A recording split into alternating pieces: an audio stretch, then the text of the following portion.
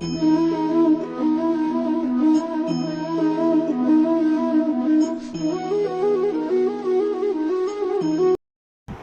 राधे दोस्तों, मेरे YouTube channel में आपका स्वागत है। दोस्तों, सनातन धर्म में हर कार्य को करने के कुछ नियम बताए गए हैं जो सभी को जानने भी चाहिए और मानने भी चाहिए। इसी तरह शास्त्रों में पूजा के भी कुछ नियम बताए गए हैं। इस वीडियो को ध्यान से देखें और समझें, क्योंकि ऐसा तो नहीं कि आप रोजाना पूजा करते हो लेकिन उसका फल नहीं मिल पा रहा हो आपको इन्हीं नियमों का पालन ना कर पाने की वजह से। तो वीडियो में आगे बढ़ने से पहले दोस्तों, मैं आप सभी से रिक्वेस्ट करूंगी कि प्लीज़ मेरे चैनल को सब्सक्राइब ज़रूर कर लें और बेल बटन को भी प्रेस कर दें, जिससे कि मेरे आने वाले वीडियोस के नोटिफिकेशंस आप लोगों को मिलते रहे। और साथ ही दोस्तों, चैनल पर हर हफ्ते एक जन्म कुंडली का चयन किया जाता है फ्री जन्म कुंडली विश्लेषण के लिए। तो अगर आप लोग भी चाहें तो ज़्यादा से ज़्यादा अपनी डिटेल्स कमेंट करके दे सकते हैं। दोस्तों, हो सकता है कुछ नियम आपको पता भी हो लेकिन आपको ये ना पता हो कि उसको ना करने के कारण आपके द्वारा की गई पूजा का फल आपको नहीं मिल रहा हो। तो आप लोग भी ध्यान से इस वीडियो को देखें और इन नियमों को सुने और जानने की कोशिश करें कि कहीं आप लोग भी तो ऐसी कोई गलती नहीं कर रहे हैं। तो दोस्तों, इसमें जो पहला नियम है वो है सूर्यास्त के बाद पूजा करना। अगर कोई विशेष पूजन है जैसे कि नवरात्रि, जन्माष्टमी, शिवरात्रि या दीपावली, तो दोस्तों ये रात्रि पूजन ही किया जाता है इनमें। तो इसमें ये नियम लागू नहीं होता सूर्यास्त के बाद पूजन करने का। लेकिन अगर दैनिक पूजन की बात करें तो सूर्यास्त के बाद पूजा नहीं करनी चाहिए।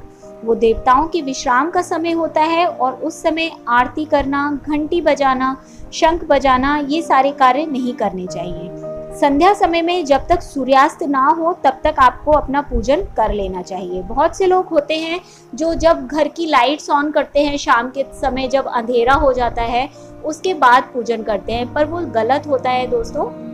आपको सूर्यास्त, मान लीजिए कि 7 बजे अगर सूर्यास्त हो रहा है शाम में, तो आप 7 बजे से थोड़ा पहले ही अपने पूजन को, जो भी दैनिक पूजन है आपका शाम का, आप उसे समाप्त कर लें। दोस्तों, शाम के बाद तोड़े गए फूल भगवान को अर्पित नहीं करने चाहिए, क्योंकि उस समय तामसिक शक्तियां होती हैं वातावरण में जो उन फूलों में भी आ जाती हैं। तो ऐसे फूलों को भगवान को अर्पित करने का लाभ नहीं होता है। तो अगर आपको कोई रात्रि पूजन करना है या कोई विशेष पूजन है तो आप सोचें कि ज़्यादा जल्दी फूल तोड़ लेंगे तो वो मुरझा जाएंगे, तो आप भले ही उन्हें धो के तोड़ के फ्रिज में रख दें, वो नहीं मुरझाएंगे। लेकिन आप उनको पहले से तोड़कर, जो भी आपके रात सूर्यास्त हो गया है और उसके बाद आप उन्हें तोड़ के चढ़ा रहे हैं, तो आप जान लीजिए कि ऐसे पुष्पों को अर्पित करने का कोई फल प्राप्त नहीं होता है। शाम की पूजा शुरू करने से पहले सुबह की पूजा में अर्पित की गई सारी वस्तुएं या फूल वहां से हटा देने चाहिए। जल भी आप लोगों को दूसरा लेना चाहिए। अगर आप अपने लोटे में या जो भी आपका आचमनी है उसमें आप जल भर के रखते हैं, तो शाम के पूजन के लिए आप लोग ताज़ा जल लें, उस सुबह वाले जल का इस्तेमाल ना करें।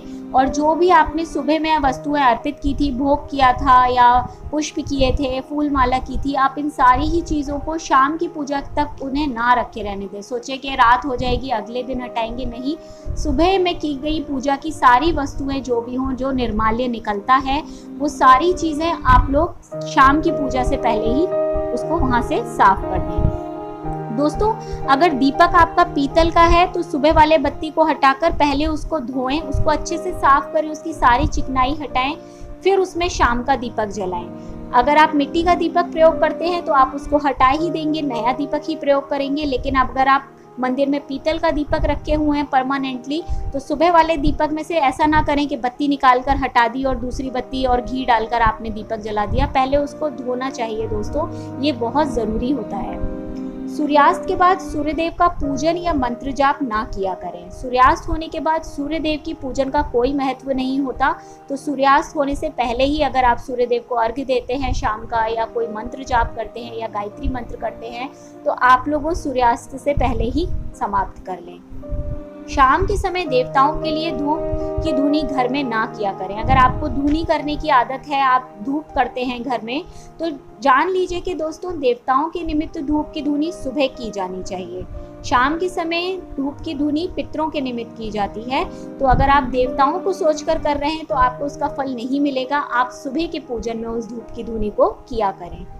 तुलसी जी का दीपक सीधे ज़मीन पर ना रखा करें, उसके नीचे कोई स्टैंड या अनाज या कागज ही रख दें भले ही, लेकिन खाली ज़मीन पर ना रखें। इससे दोस्तों दोष लगता है और आपके पूजन में वो दीपक स्वीकार नहीं किया जाता। शाम के समय तुलसी जी को तोड़ें भी नहीं। अगर आप भोग में या प्रसाद में या पूजन में या जल में डालकर तुलसी जी रखते हैं तो आप उसको सुबह ही तोड़कर रख लें। शाम को तुलसी जी को स्पर्श नहीं करना चाहिए, और वैसे भी तुलसी जी बासी नहीं होती है, तो अगर आप सुबह की भी तोड़ के शाम को पूजा में प्रयोग कर रहे हैं तो उससे आपको दोष नहीं लगेगा।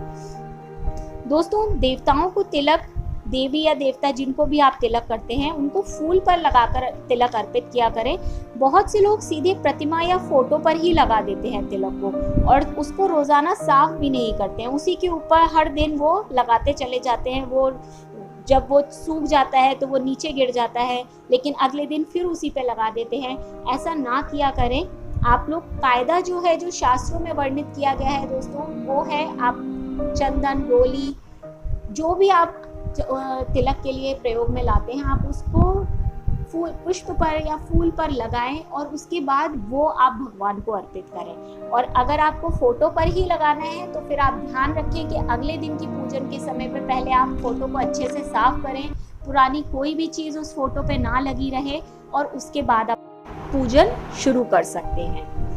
दोस्तों, पूजा का एक समय निर्धारित कर लें। रोजाना समय को बदलते ना रहें कि किसी दिन सुबह 8 बजे कर ली, किसी दिन 7 बजे कर ली, किसी दिन और लेट चले गए। एक बात जान लीजिए दोस्तों, ज़्यादा लेट सुबह का अगर आप पूजन करते हैं तो उस पूजन का कोई फायदा नहीं होता है, साथ ही उससे दोष लगता है और आप लोगों को स्वास्थ्य संबंधी समस्याएं होने लगती हैं। तो इसलिए अगर आपको रोजाना सुबह पूजन करने की आदत है, आप पूजन करते हैं, तो थोड़ा सा जल्दी कर लें उसको, अपने कामों को थोड़ा जल्दी निपटा लें आप लोग, और एक समय बांध लें कि आपको इस 2-4-10 मिनट के समय से फर्क नहीं पड़ता दोस्तों। लेकिन ऐसे नहीं कि किसी दिन 6 बजे किया, किसी दिन 7 बजे किया, किसी दिन 8 बजे किया। ज़्यादा से ज़्यादा 8, साढ़े 8 तक, 9 बजे तक अपने पूजन को पूर्ण कर लिया करें। ज़्यादा लेट पूजन करने से, जैसे मैंने बताया ना, स्वास्थ्य संबंधी परेशानियां होने लगती हैं। साथ ही आपकी पूजा का कोई फल भी नहीं मिलता। दोस्तों, बिना नहाए पूजा के फूल ना तोड़ा करें। मैंने बहुत से लोगों को देखा है, सुबह मॉर्निंग वॉक के लिए जाते हैं या घूमने निकले थे और बिना नहाए धोए थे और पार्क में से फूल तोड़ लाए या रास्ते में से फूल तोड़ लाए और उसको उन्होंने पूजा के लिए अर्पित कर दिया। तो आप जान लीजिए, ऐसे फूलों का कोई महत्व नहीं होता है। बिना नहाए पूजन का कोई भी कार्य नहीं करना चाहिए। अगर आप बिना नहाए पूजा के फूल तोड़ लाए हैं और आप उन्हें भगवान को अर्पित कर रहे हैं, तो समझ लीजिए कि आपका अर्पित करना और ना करना एक बराबर था।